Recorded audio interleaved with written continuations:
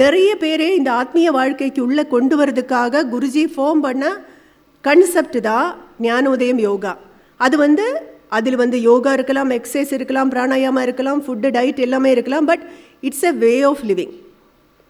ஒரு சாதாரண மனிதனாகி ஒரு சாதாரண வாழ்க்கை வாழ்ந்த எல்லா உறவுகளோடும் இருந்து ஒரு சாதாரண மனிதனுடைய எல்லா ப்ராப்ளம்ஸும் ஃபேஸ் பண்ணி எப்படி என்லைட்டன்ட் ஆக முடியுமான்னு கேட்டால் முடியும். அதுக்கு எக்ஸாம்பிள் தான் குருஜி. அந்த மாதிரி வாழ்ந்தாதான் நிறைய பேர் இந்த ஆத்மீயத்தில் வருவாங்க. அதுக்காக ஃபார்ம் பண்ணது தான் இந்த particular way of living, that is ஞானோதயம். அதனாலே குருஜி ஆரம்பித்த ஆத்மீய அறக்கட்டளைக்கு ஆசிரமம் இல்லை. குருஜி ஆரம்பித்த ஆத்மீய அறக்கட்டளைக்கு எங்கேயுமே ஆசிரமம் கிடையாது. அதுக்கு காரணம் என்னென்னா, ஆசிரமம் தேவையில்லை. எல்லாரும் அவங்கவுங்க ஃபேமிலி கூட தான் இருக்கணும். அவங்கவுங்க ப்ரொஃபஷன் பார்க்கணும்.